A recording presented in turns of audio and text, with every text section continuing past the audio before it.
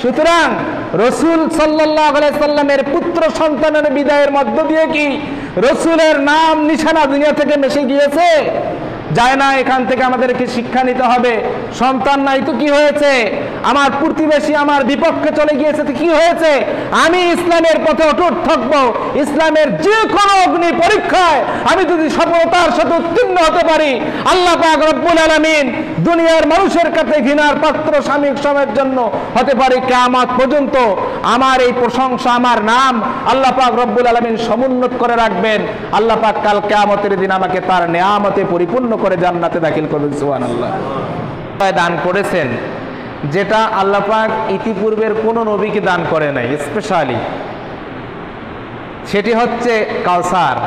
কি বলেন তো? হাউজে কাউসার। আর আমি আপনাদের সামনে সূরা কাউসার তেলাওয়াত করেছি।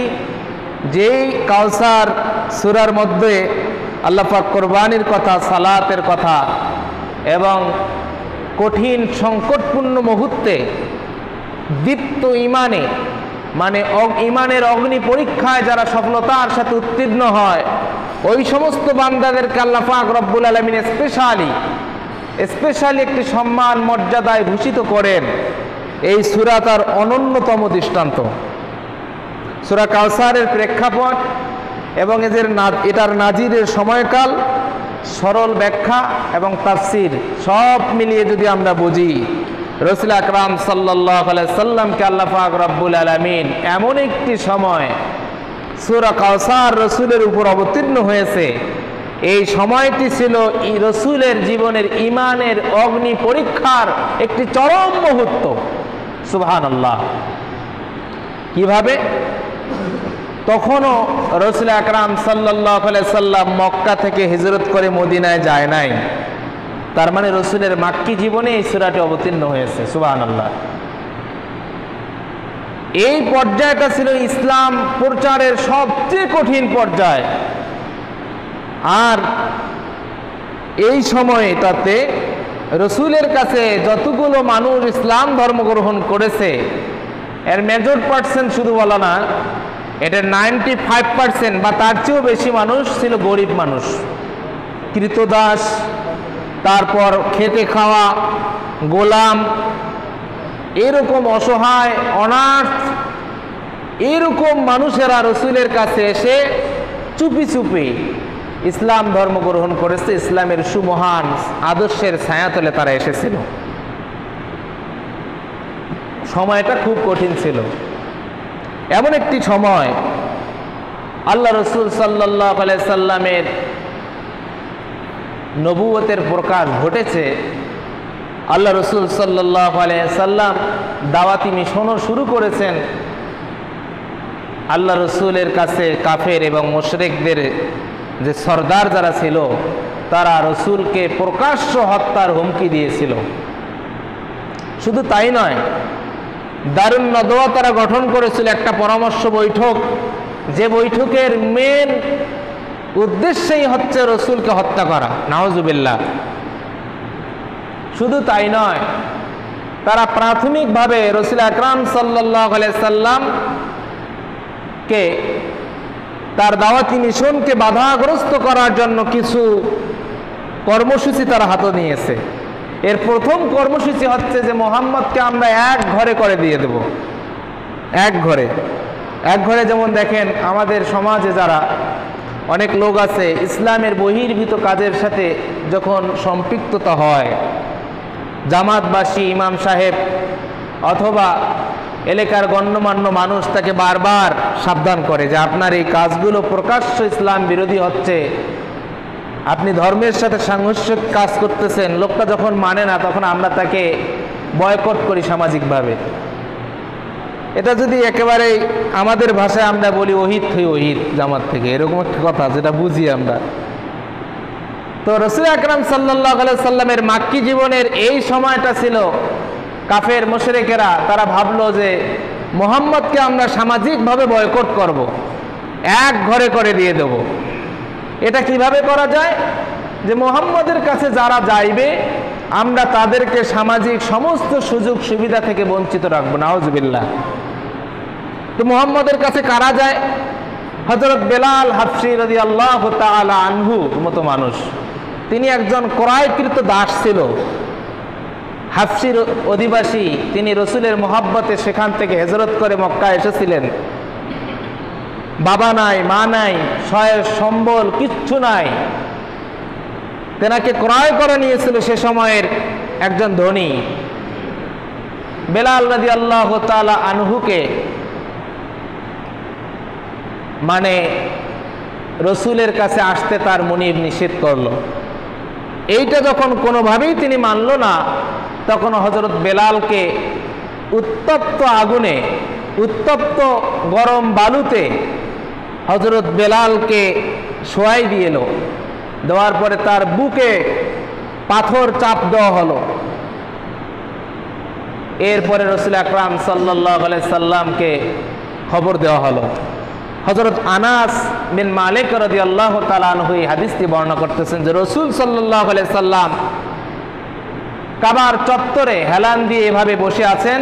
রসুলের মনটা ভীষণ খারাপ, এত খারাপ যে রসুল আকরাম সাল্লাল্লাহু আলাইহি সাল্লামের এই সাহাবাদের উপর নির্যাতন, হযরত বেলালের উপর, বেলালের বুকের উপর পাথর চাপা দেওয়া হয়েছে এবং উত্তপ্ত বালুতে এই হযরত বেলালকে শুইয়ে দেওয়া হয়েছে।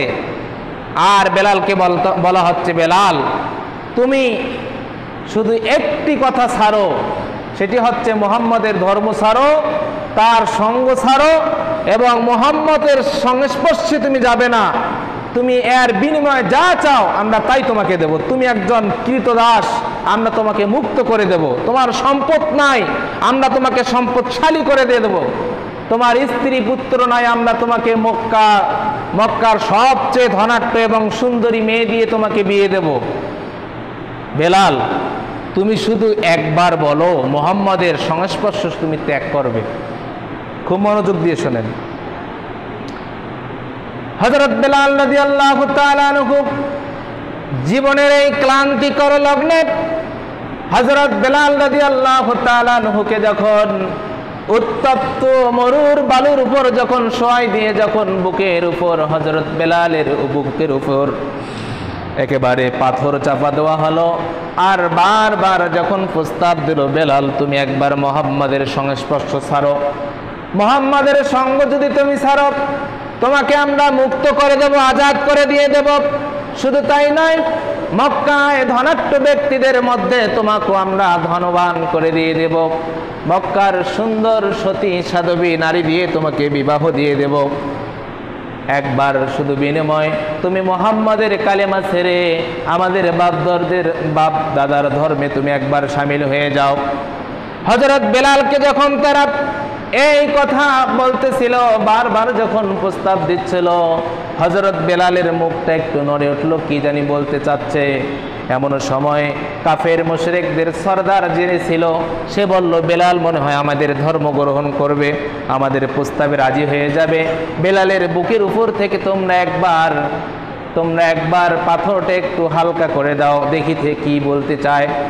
হযরত বেলাল রাদিয়াল্লাহু তাআলা আনহু মরুভূমির উত্তপ্ত বালুতে শোয়াই দেওয়ার পরে তার বুক থেকে যখন কোনো মতো পাথরটা একটু হালকা করে দেওয়া হলো, হযরত বেলাল রাদিয়াল্লাহু তাআলা আনহু কথা বলার সামান্য শক্তি যখন পাইল, এই সামান্য শক্তি দিয়ে এক বাক্যে তিনি শুধু এই কথা বলতেছে, আহাদ আহাদ আহাদ লা ইলাহা ইল্লাল্লাহ।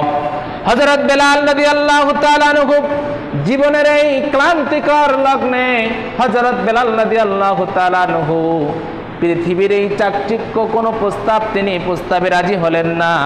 জীবনের শেষ সময়ে হযরত বেলাল রাদিয়াল্লাহু তাআলা আনহু শাহাদাত আঙ্গুলটা এভাবে দেখিয়ে তিনি বারবার বলতেছিল, আল্লাহ এক, আল্লাহ এক, অদ্বিতীয়, আমি আল্লাহ ছাড়া আর কাউকে মানি না। সুবহানাল্লাহ।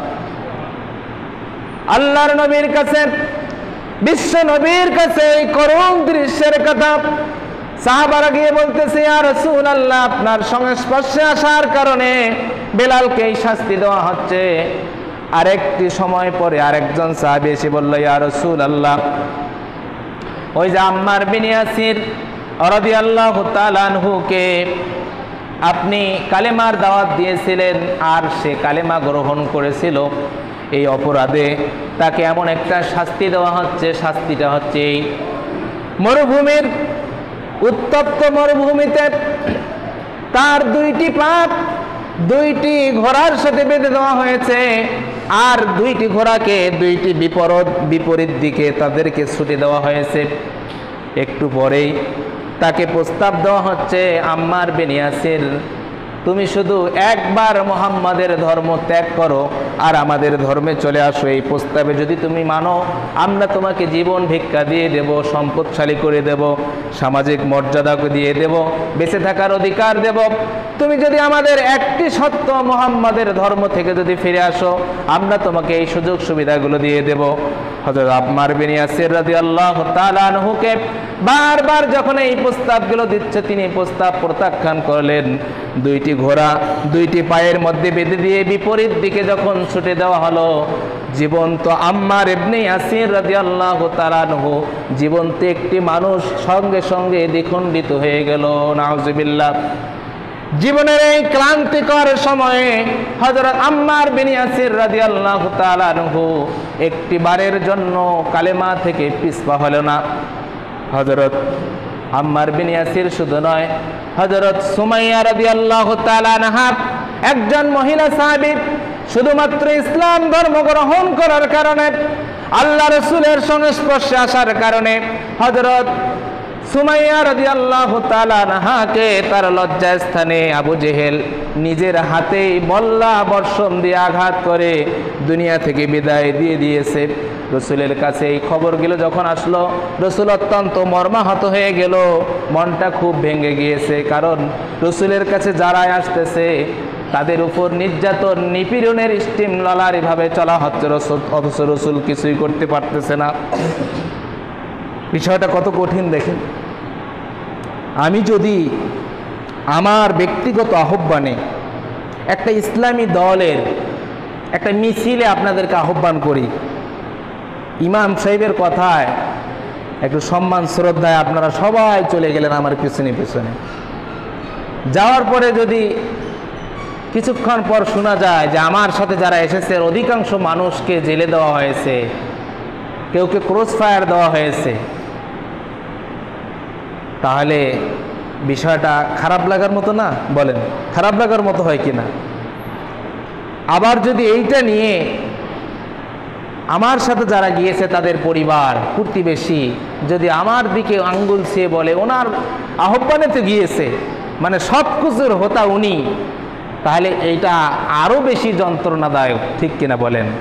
রাসূল আকরাম সাল্লাল্লাহু আলাইহি সাল্লাম দিনের এই প্রচার যখন শুরু করলেন, আল্লাহ রসুলের এই আহ্বানে যখন সাহাবা একরাম রাদিয়াল্লাহু তাআলা আজমাইনরা সাড়া দিলেন, তারা খুঁটিয়ে খুঁটিয়ে দেখলো যে রসুলের আহ্বানে কারা সাড়া দিয়েছে।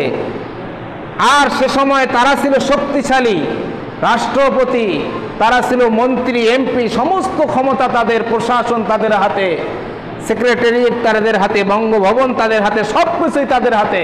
তারাও রসুলকে সরাসরি আক্রমণ না করে রসুলের সংস্পর্শে যারা আসে তাদেরকে সর্বশক্তি প্রয়োগ করে যখন হত্যা নৃশংসতায় যখন তাদেরকে জর্জরিত করেছে, রাসূল আকরাম সাল্লাল্লাহু আলাইহি সাল্লাম অত্যন্ত মর্মাহত, বেদনা বেধুর, একেবারে মন নিয়ে আল্লাহ রসুল কাবার চত্বরে, কাবার দেওয়ালে মাথাটা এভাবে লাগিয়ে দিয়ে রসুল চিন্তা করতেছেন, মনটা ভেঙে গিয়েছে। আর রসুলের মন ভাঙার আরো একটি কারণ, এটা ঐতিহাসিকগণ এবং এই সূরা কাউসারের তাফসীর পড়লে দেখা যায় যে রাসূল আকরাম সাল্লাল্লাহু আলাইহি সাল্লামকে আল্লাহ পাক রব্বুল আলামিন 4 জন পুত্র সন্তান দান করেছিলেন। সুবহানাল্লাহ। এই 4 জন পুত্র সন্তানের এই মৃত্যু হয়েছে ওই বছরেই, এবং সেটা শৈশবে। আচ্ছা, চিন্তা করা যায় অপ্রাপ্ত বাচ্চা যদি মৃত্যুবরণ করে, এটা পিতামাতার জন্য কত কষ্টের। যাদের জীবন থেকে এরকম নিয়ামত হারিয়ে গিয়েছে তারা ছাড়া এই কষ্ট কেউ অনুভব করতে পারবে না, কাউকে বলিয়ে এটা বোঝা সম্ভব নয়। আল্লাহ রসুল একদিক থেকে সন্তান হারা শোক, রসুলের প্রিয়তমা স্ত্রী হযরত খাদিজাতুল কুবরা রাদিয়াল্লাহু তাআলা আনহা দিন প্রচারের জন্য তিনি তার সর্বস্ব বিলীন করে দিয়েছেন। হযরত খাদিজা রাদিয়াল্লাহু তাআলা আনহা ওই বছরে ওফাত বরণ করেছেন।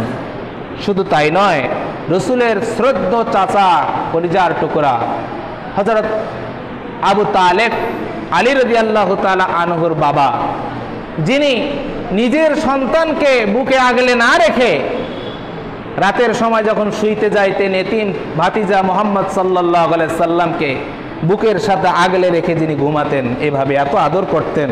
শুধু তাই নয়, হাদিসে এসেছে রাসূল আকরাম সাল্লাল্লাহু আলাইহি সাল্লামের চাচা আবু তালেব যতদিন বেঁচে ছিল ততদিন রসুলকে ব্যঙ্গাত্মক তিরস্কার করেছিল ঠিকই, কিন্তু রসুলকে সরাসরি আক্রমণ করার সাহস কেউ পায় নাই। এগুলো থেকে আমাদের শেখার আছে। আজকে যারাদেরকে আল্লাহ পাক সম্পদ নামের নিয়ামত দান করেছে, চাকরিতে পদোন্নতি দান করেছে, ভালো পর্যায়ে যারা আছেন, আপনারা আপনাদের অবস্থান থেকে ইসলামকে সহযোগিতা করবেন। আপনাদের কলমের খোঁচা দিয়ে ইসলামকে সহযোগিতা করবেন। একটি ইসলামী আন্দোলনের একজন নেতা কর্মী যদি কোনো বিপদে পড়ে, পরামর্শ দিয়ে, আপনি আইনজীবী, আপনার ওকালাতির এই অভিজ্ঞতা দিয়ে, আপনি একজন জাস্ট, আপনি বিচারকের কাঠগড়ায় আপনি তাদের কষ্টটা বুঝিয়ে এভাবে করে যে যার অবস্থান থেকে ইসলাম প্রচারে অগ্রদূত, এই ইসলাম দিন প্রচারের ক্ষেত্রে যারা বাধাগ্রস্ত হচ্ছে, বাতিলের রসানলে যারা জেলে যাচ্ছে, জুলুমে শিকার হচ্ছে, এই সমস্ত মানুষদেরকে আপনি আমাদের যে যার অবস্থান থেকে সহযোগিতা করতে হবে। কারণ এটি আল্লাহর পক্ষ থেকে দেয়া নিয়ামত। হযরত আলী রাদিয়াল্লাহু তাআলা আনহুর পিতা আবু তালেব, রসুলের চাচা, ইসলাম ধর্ম গ্রহণ করে নাই, কিন্তু রসুলকে ইসলাম প্রচারে সহযোগিতা করার কারণে তার সম্মান, ইসলাম এই একজন অমুসলিমকেও সম্মান দিতে সামান্য কার্পণ্যতা বোধ করে নাই। সম্মানিত উপস্থিতি, এজন্যে হযরত রসুল আকরাম সাল্লাল্লাহু আলাইহি সাল্লামের চাচা ওই বছর ইন্তেকাল করেছে। এই যে রসুলের জীবনে এত বিপদ আসলো, এই জন্যে কাফের মুশরিকেরা তারা বলতে শুরু করলো যে মুহাম্মাদের উপর তার যে রব, তার দিক থেকে মুখ ফিরিয়ে নিয়েছে, মানে তার যে নবুয়তি দিতে চাইছিল এটা আর দিবে না। নাউজুবিল্লাহ বলেন। কারণ তার রব তার উপর গোসা হয়েছে। যদি গোসা না হইতো তাহলে তার যে 4টি সন্তান, পুত্র সন্তান, সে পুত্র সন্তানগুলোর মৃত্যু হইল, একটাও বেঁচে থাকবে না। আর পুত্র সন্তান বেঁচে না থাকা মানে কি? তার বংশে বাতি দেওয়ার লোক নাই, এরকম একটা কথা তারা বলা শুরু করলো। লেজ কাটা, রসুলকে তারা বলল লেজ কাটা, মানে মোহাম্মদ যদি মারা যায় তাহলে তার বংশে বাতি দেওয়ার কোনো লোক থাকবে না। এরকম সামাজিকভাবে আমরা অনেকের যাদের ছেলে সন্তান নাই, প্রতিবেশীর কাছ থেকে এরকম কথা শুনি কিনা। আরও যদি সন্তান না থাকে তাহলে তাদের কথায়, মানে সন্তান না থাকা একটা ব্যথা, আর প্রতিবেশীর মাঝে মাঝে এরকম রংস কথায় তার কলিজা ফেটে ছিন্ন ভিন্ন হয়ে যায় কিনা বলেন? এই কথাগুলো বলা যায় না। কারণ আল্লাহ পাক রব্বুল আলামিন সন্তানের কথা যে জায়গায় বলেছেন, আল্লাহ তাআলা বলেছেন আমি যাকে খুশি পুত্র সন্তান দান করি, যাকে খুশি কন্যা সন্তান দান করি, আর যাকে খুশি পুত্র দেই, কন্যাও দেই, আর যাকে খুশি কিছুই দেই না। যে কয়টি, এই প্রত্যেকটি জায়গা আল্লাহ পাক তার সন্তুষ্টির কথা, খুশির কথা আল্লাহ পাক বলেছেন, এই ভাষাটি উল্লেখ করেছেন। সুতরাং আপনাকে ভাবতে হবে আমার উপর, আমাকে পুত্র এবং কন্যা সন্তান দিয়েও যেমন আল্লাহ পাক আমার উপর খুশি, যাকে দেয় নাই না দিয়েও আল্লাহ পাক তার উপর ওইরকম খুশি। সুবহানাল্লাহ বিহামদিহি। কেউ আল্লাহর নিয়ামতের বাইরে আমরা নই।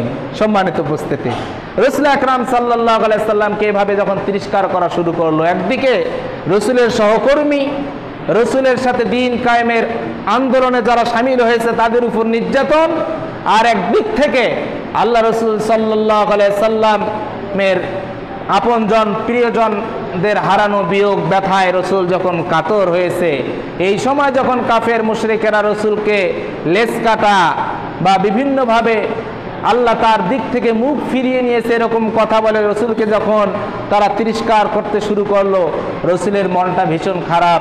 আল্লাহ রসুল বসে আছেন কাবার চত্বরে, একেবারে কাবার দেওয়ালে হেলান দিয়ে রসুলের মনটা ভীষণ খারাপ। হযরত আনাস বিন মালিক রাদিয়াল্লাহু তাআলা আনহু তিনি বললেন আমরা দেখলাম রসুলের কিছুক্ষণ পরে রসুলের মর্মাহত মলিন মুখখানা থেকে একটা সুন্দর হাসি বাইর হচ্ছে। সুবহানাল্লাহ। আল্লাহর নবী বিশ্বনবী সাল্লাল্লাহু আলাইহি সাল্লামকে হযরত আনাস রাদিয়াল্লাহু তাআলা আনহু বললেন, ইয়া রাসূলুল্লাহ, ইয়া হাবিবাল্লাহ, দীর্ঘক্ষণ সময় ধরে আপনার মুখটা মলিন হয়েছিল, মনটা ভীষণ খারাপ ছিল, আমি লক্ষ্য করেছিলাম। ইয়া রাসূলুল্লাহ, এমন কি হলো আপনার এই মলিন মুখটা দিয়ে মিষ্টি একটি সুন্দর হাসি বের হলো, এই হাসিতে গোটা পৃথিবী যেন উজ্জ্বল হয়ে গেল। ইয়া রাসূলুল্লাহ, আমরা কি আপনার হাসির কারণটা জানতে পারি? আল্লাহর নবী বিশ্বনবী সাল্লাল্লাহু আলাইহি সাল্লাম হযরত আনাস বিন মালিক রাদিয়াল্লাহু তাআলা আনহু সহ উপস্থিত সাহাবাদেরকে বললেন, ও সাহাবারা শোনো, আল্লাহ পাক রব্বুল আলামিন কাফেরদের দেওয়া এই ব্যথার কথা আরশে আজিম থেকে স্বচক্ষে দেখতেছেন। তারা আমাকে লেজ কাটা বলে, আল্লাহ এই কথা শুনেছে। তারা আমাকে পাগল বলে, এই কথাও আল্লাহ শুনেছে। জাদুকর বলে, এ কথাও শুনে সামাজিকভাবে আমাকে বয়কট করার জন্য যত ষড়যন্ত্র তারা আটেছে, আল্লাহ পাক রব্বুল আলামিন সব কিছুর জবাব একটি সূরার একটি কথার মধ্যে আল্লাহ পাক রব্বুল আলামিন আমাকে দিয়েছে। শোনো আনাস, আল্লাহ তাআলা বলেছেন, ইন্না আ'তাইনাকাল কাউসার ফাসাল্লি লিরাব্বিকা ওয়ানহার ইন্না শানিআকা হুয়াল আবতার। আল্লাহু আকবার। আল্লাহ পাক রব্বুল আলামিন প্রিয় নবী বিশ্বনবী মুহাম্মদ রাসূলুল্লাহ সাল্লাল্লাহু আলাইহি সাল্লামকে ডাক দিয়ে বললেন, ও নবী, তাদের কথায় আপনি কান দিবেন না, তাদের তিরস্কারে মন খারাপ করবেন না। আপনার সন্তান চারটা সন্তানকে আমি নিয়েছি, আমি আমার খুশিতে নিয়েছি, এটা তো আপনি মন খারাপ করবেন না। আপনার কলিজার টুকরা স্ত্রী দুনিয়া থেকে চলে গিয়েছে, মন খারাপ করবেন না। আপনার সবচেয়ে ইসলাম প্রচারের জন্য সবচেয়ে যিনি সহযোগিতা করেছেন আপনার চাচা আবু তালেব, তার মৃত্যুতে আপনি বিয়োগ ব্যথায় কাতর হয়েছেন, মন খারাপ করবেন না। ইয়া রাসূলুল্লাহ, ইন্না আ'তাইনাকাল কাউসার, নিশ্চয় আমি আপনাকে কাউসার দান করেছি। বলি সুবহানাল্লাহ। কাউসারটা কি জানেন? কাউসার শব্দের কয়েকটি অর্থ মুফাসসিরে কেরামগণ বলেছেন, তার মধ্যে দুইটি শব্দ, দুইটি ব্যাখ্যা আমি আপনাদের সামনে বলি। একটি হচ্ছে দুনিয়াতে আল্লাহ পাক রব্বুল আলামিন দুনিয়া সৃষ্টির পর থেকে একবারে দুনিয়া ধ্বংস পর্যন্ত যতগুলো কল্যাণ আল্লাহ পাক দুনিয়াবাসীকে দান করেছেন, আল্লাহ পাক রব্বুল আলামিন তার প্রিয় হাবিবকে বলতেছেন, হাবিব, আমি আপনাকে কাউসার অর্থাৎ দুনিয়াতে তার চেয়ে অনেক বেশি কল্যাণ আমি আপনাকে দান করেছি। সুবহানাল্লাহ বিহামদিহি।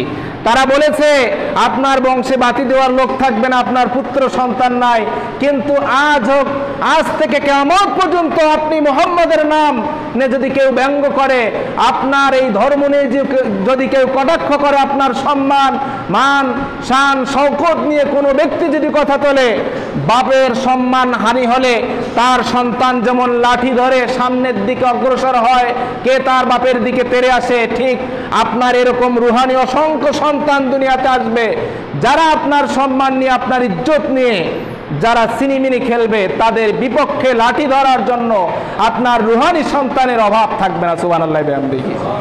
কিয়ামত পর্যন্ত রাসূল আকরাম সাল্লাল্লাহু আলাইহি সাল্লামকে নিয়ে কটূক্তি করে ব্যঙ্গ করে চুপ করে থাকবে এরকম মায়ের কোন পুত পৃথিবীতে আছে বলেন? আছে?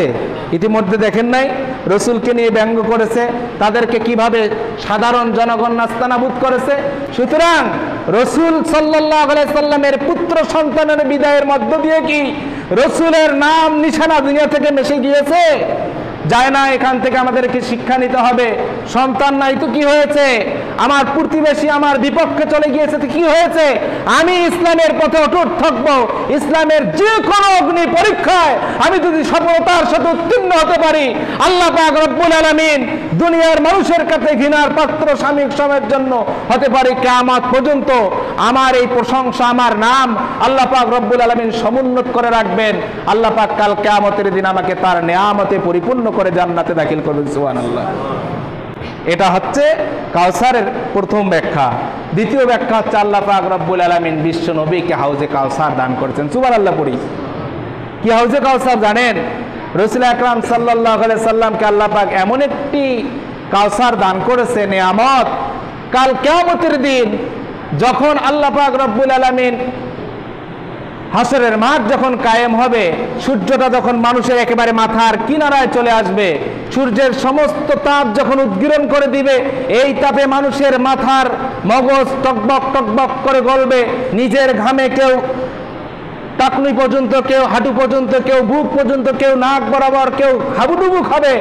এই কঠিন মুহূর্তে আল্লাহ পাক রব্বুল আলামিন তার যে বান্দাকে, রাসূল সাল্লাল্লাহু আলাইহি সাল্লাম তার যে উম্মতকে হাউজে কাউসারের এক পেয়ালা পানি পান করাবেন, আল্লাহ পাক রব্বুল আলামিন এই পানিকে এত বেশি নিয়ামত দিয়েছে, তখন থেকে জান্নাত যাওয়া পর্যন্ত ওই ব্যক্তি আর কখনো পিপাসার্ত হবে না। সুবহানাল্লাহি ওয়া বিহামদিহি। তাকে এই সূর্যের কিরণও আর লাগবে না। সুবহানাল্লাহ। এই হাউজে কাউসার কত বড়! একটি হাদিসে আছে, আল্লাহ রাসূল সাল্লাল্লাহু আলাইহি সাল্লাম বলেছেন, হাউজে কাউসারের দৈর্ঘ্যটা হচ্ছে বাইতুল আকসা থেকে ইয়ামেনের সানা পর্যন্ত। তার মানে হচ্ছে বাইতুল আকসা কোন দেশে? ফিলিস্তিন আর ইসরায়েলের জেরুজালেমে। আর সেখান থেকে ইয়ামেন, সৌদি থেকে একেবারে ইয়ামেনের রাজধানী সানা পর্যন্ত এত বড় হাউজে কাউসার। রাসূল আকরাম সাল্লাল্লাহু আলাইহি সাল্লাম বলেছেন, হাউজে কাউসারের চতুর্দিক থেকে এতগুলো পেয়ালা থাকবে। এই পেয়ালাগুলোর সংখ্যা কত বেশি? রাসূল বলেছে, আকাশে নক্ষত্র যত বেশি তার চেয়েও অনেক বেশি পেয়ালা থাকবে। আমি নিজের হাতেই আমার ওই সমস্ত উম্মতকে এই পেয়ালার পানি পান করাবো, যারা ইমানের, ইসলাম প্রচারের দুর্দিনে যারা ইসলামের পক্ষে অবস্থান করবে, বিপক্ষে যাবে না, বাতিলের সাথে আপোষ করবে না, যারা আল্লাহ পাক রব্বুল আলামিনের দেওয়া পরীক্ষায় সফলতার সাথে উত্তীর্ণ হবে। আল্লাহ পাক রব্বুল আলামিন তার হাবিবকে, ওই সমস্ত বান্দাকে এই হাউজে কাউসারের পানি পান করার জন্য আল্লাহ পাক রব্বুল আলামিন আদিষ্ট করবেন। রাসূল এই পেয়ালা পানি যাকে পান করবেন, নিশ্চিত ওই ব্যক্তি জান্নাতে চলে যাবে। সুবহানাল্লাহি ওয়া বিহামদিহি। সম্মানিত উপস্থিতি, এজন্য আল্লাহ তাআলা তার হাবিবকে বলেছেন, আমি আপনাকে কাউসার দান করেছি হে হাবিব, সুতরাং আপনি একটা দুইটা কাজ করেন। এর প্রশংসার জন্য ফাসল্লি, আপনি কোরবানি নামাজ পড়ুন, লিরব্বিকা ওয়ানহার, এবং কোরবানি করুন। তাহলে রসুলকে আল্লাহ পাক রব্বুল আলামিন হাউজে কাউসার দান করার পরে এটার শুকরিয়ার জন্য আল্লাহ পাক কি মোটা অঙ্কের টাকা চাইছে নাকি? হ্যাঁ, জমি টমি কোনো কিছু লিখে চাইছেনি? দেওয়া আল্লাহর কি প্রয়োজন আছে? আল্লাহ এটার এই বিরাট নিয়ামতের বিনিময় দুইটা কাজ করতে বলেছে। একটা কি? একটা নামাজ। এই যে কুরবানি গেছে, নামাজও বিদায় নাকি বলেন? হ্যাঁ, অথচ যারা নামাজ পড়ে না তাদের কুরবানি হয় নাই। সোজা কথা, এটা মাসআলা। সরাসরি কোরআন, কোন ফিকাবিদ একবারে কোরআন হাদিস ঘাটি ঘাটি মাসআলা বার করছে তা না। যারা কুরবানি দিছে, নামাজ পড়ে না, একেবারে নিঃসংকোচতায় বুঝে নেবে আর কুরবানি কবুল হয় নাই, হয় নাই। এই জন্যে 5 ওয়াক্ত নামাজের পাবন্দারি হতে হবে কোরবানি কবুলের। দ্বিতীয়ত, কোরবানি শুধু গরু কোরবানি নয়, ছাগল কুরবানি নয়, আমাদের জীবনের যাকে আল্লাহ পাক যেটার নিয়ামত দিয়েছে, এই নিয়ামতটা ইব্রাহিম আলাইহিস সালাম যেমন প্রিয় সন্তানকে কুরবানি করেছে, ইসু আলাইহিস সালাম চরিত্রের মহা সংকটে নিজের চরিত্রকে হেফাজত করেছে, আইয়ুব আলাইহিস সালাম কঠিন রোগে আক্রান্ত হয়ে যখন ঈমান হারা হয় নাই, এরকম বহু পরীক্ষার নিয়ামত দিয়ে, অসুস্থতার নিয়ামত দিয়ে, সম্পদের নিয়ামত দিয়ে আল্লাহ পাক যখন আমাদেরকে পরীক্ষা করবে, আমরা সর্বোপরি নিয়ামতে আল্লাহর শুকরিয়া আদায় করব, সম্পদের নিয়ামত যাকাত দিয়ে, আর সুস্থতার নিয়ামত সেজদা দিয়ে, অসুস্থতার নিয়ামত ধৈর্য দিয়ে, এইভাবে করে যে আমরা আমাদের এই পরীক্ষায় সফলতার সাথে উত্তীর্ণ হতে পারি। আল্লাহ পাক রব্বুল আলামিন আমাদেরকেও এই কাউসার দান করার অঙ্গীকার করেছেন। সুবহানাল্লাহি ওয়া বিহামদিহি। আল্লাহ